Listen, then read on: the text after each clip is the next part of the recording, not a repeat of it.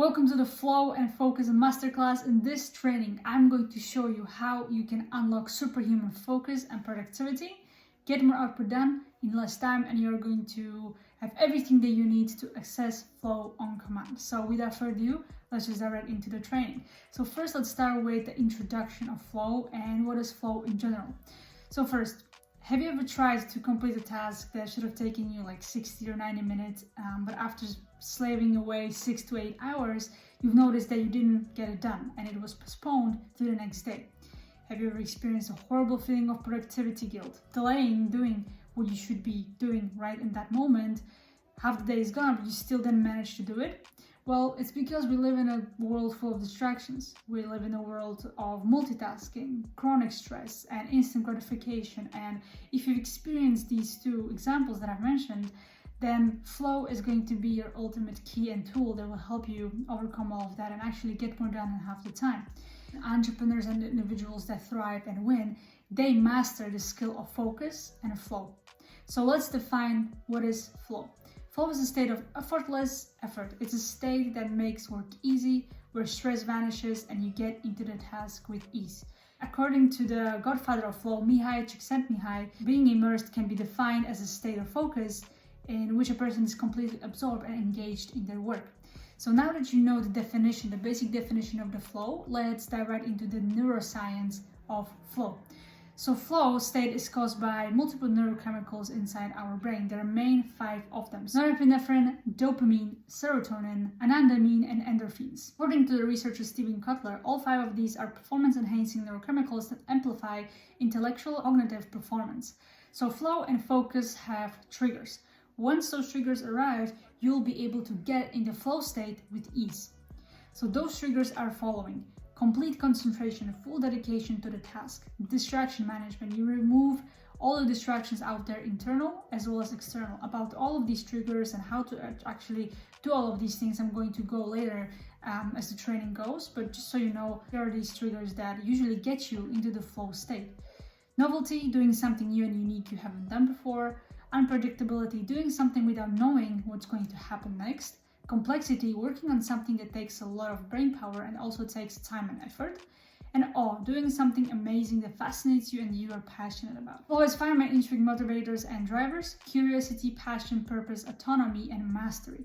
The task that you're doing will fall into one of these factors.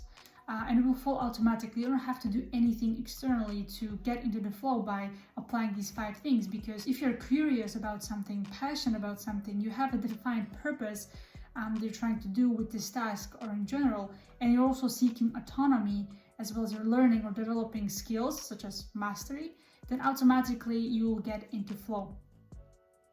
Now let's talk about navigating the pillars of flow. So we have the 4 main pillars of flow. First one is flow blockers, the invisible chains. As I mentioned at the beginning, if you've ever experienced productivity guilt, which means that you knew what you should be doing, but you were simply postponing it or not getting it done in that day, is because of flow blockers. Now, flow blockers stop you from doing any action or task that you set yourself up for.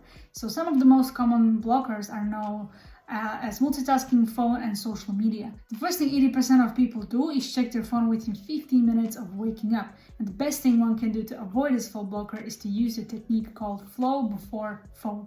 It's a golden rule you can stick to. So it means that for the first 2 or 3 hours of the day, when you get into your flow block, you do that flow block, you get into the deep work, and after that is done, feel free to grab your phone and check it, check all the messages, social media if you need to.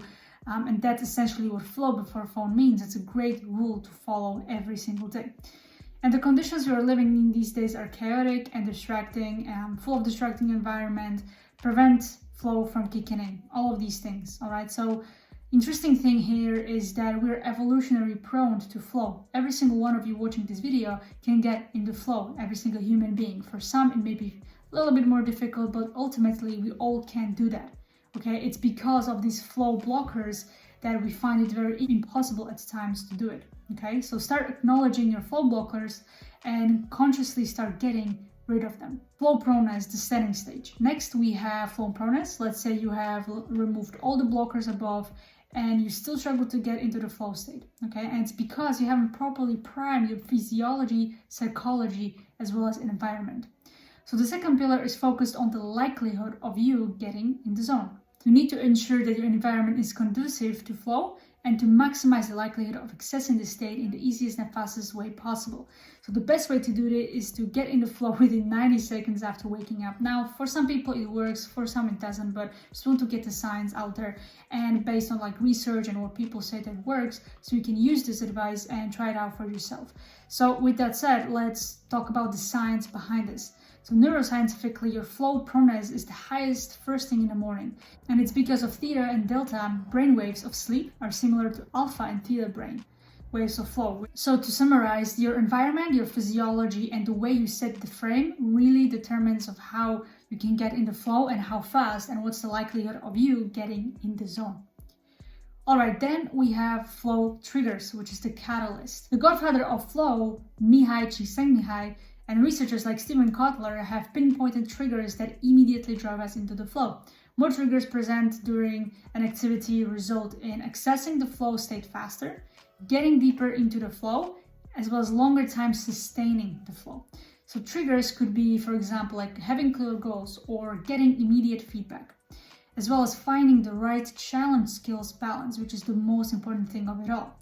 Which means engaging in tasks that are about 4% more difficult than your current skill level will help you get in the zone. So if the challenge is too low, we'll be understimulated and we'll feel bored. However, if the challenge is too high, we'll be overstimulated and we'll feel anxious. So this is exactly how it works. So you want to be in this sweet spot in the middle. So you don't have anxiety, but you also don't feel bored, okay? So if you feel understimulated, increase your challenge. For example, you can do more of something you're currently doing, more emails, more messages, more cold outreach, more whatever of more you have, like more content, depends on what you're doing, but raise the target of the volume of the things you're currently doing. But if you feel overstimulated, a little bit anxious, decrease your challenge. Find the balance between boredom and anxiety, you will find the flow in the middle. And lastly, we have flow cycle, a continuous journey. So flow isn't binary. Research by Benson found that there are 4 stages of the flow cycle. First, it starts with struggle of starting your task in the first place. Second, you release as you persist with sustained focus. Flow delivers greater creativity. And lastly, fourth, recovery. I will cover each of these cycles in more depth in the next section. So let's talk about the 4 cycles of flow. Cycle number 1 is struggle. So this stage is characterized by a high level of stress, the release of cortisol and norepinephrine. This cocktail of stress chemicals creates an itch to stop working on the task you were working on and do something more engaging, more pleasurable. Anything else for the feel-good dopamine that suits your system, okay? So that's why we always crave to check social media while we work, because we are in some sort of a levels of stress and our brain is full of stress chemicals. So this is the pre-flow stage, which also feels like hard work, pushing against a boulder up a hill, as well as pushing your physical as well as mental limits. Usually when we're in this stage, we're grappling with a problem or a task that feels impossible to solve. The situation of this stage feels as far from flows as one could get. So here's the key for this stage that is really crucial. If you interrupt the struggle phase, you reset the cycle to the beginning. You won't get anywhere. The circle goes back to the pre-flow stage, the struggle. Based on many researchers, it takes around 23 minutes to regain your focus and get back to the task once you interrupt the pattern. This also means that it requires way more willpower and energy to get into the first cycle of flow. So many entrepreneurs and individuals in general get stuck in this stage and they never get to the second cycle, third cycle, and never experience the flow, which essentially feels like they're trying to find this perfect wave to surf on, but they never can find it anywhere. So to get into the second cycle of flow, you need to persist through the struggle. That's the key. The feeling of struggle is a short sign that you're on the right path. The more you can link struggle to a reward of being in the flow state, the easier it will be for you next time to get into the zone. That's because of the dopamine. So here is a motto to always follow. When you see a hill, sprint. Cycle number 2, release. This stage occurs when you step back from the task or a problem, providing a period of relaxation that allows the subconscious mind to take over from the conscious effort. It's like you get to the It feels like you get the boulder on top of the hill and you enjoy this amazing view and you have time for yourself to breathe and relax. In the second cycle, your brainwaves shift from beta frequency, which is normal waking consciousness, to the alpha wave frequency, which is associated with relaxation as well as daydreaming. To trigger the response and the release into the flow, according to researcher Benson, take a boring break. Don't grab your phone in the middle of your flow blocks. Don't try to read something, listen to a podcast or audiobook. Just don't do anything. That's the key. Pay attention to your surroundings, pay attention to your environment. If you want to incorporate some movement like jumping jacks, squats, or push-ups, or brew yourself a cup of coffee, or just stare at the wall, or play with your dog, okay? Just don't try to really do something, like forcing yourself to do something during this break. Just do nothing, or something like I've mentioned here. Cycle number 3 is the flow state. This is a stage where the big boulder you were pushing up the hill starts rolling down on the other side of the hill on its own, accelerating rapidly with a compounding speed. During this stage of full focus, creativity, and immersion in the task, your brain produces theta wave patterns, generally associated with increased creativity and insights. It also released a cocktail of neurochemicals that we mentioned before, the main 5 of them, and these chemicals further imply focus, endurance, heightened focus, as well as pattern recognition. You are working on the task that is 4% above your challenge skill level and balance. Usually it's a lever moving task, it's important, it's a bit difficult, and it moves your business forward. One thing to remember here is that your focus and flow won't always be linear, okay? It's just not how it works. You're going to be experiencing ups and downs, peaks and valleys, and that's okay. It's normal. I don't want you to beat yourself up for it. I don't want you to panic or be confused, because it's part of the process. It's never gonna be like this. It's always gonna be ups and downs, all right? So what to do when these things happen is to notice, be aware, and find yourself distracted. Okay, just be aware that, okay, I'm drifting off, my focus is drifting off. And in that scenario, just bring yourself back to the present moment. Have eyes on the task in front of you, take a deep breath and try to go back to what you were doing. Don't stop and try to do anything else. Don't go on social media. Don't really do anything, any other task. Just go back to what you were doing and you will automatically enter the flow state once again. And the last cycle is recovery. So after exertion or flow state, your body and mind need time to rest. Neurochemically, the body replenishes the neurotransmitters that expands in the flow state. You also clear the allostatic load, which is the cumulative wear and tear on the body as well as on the mind that comes from stress.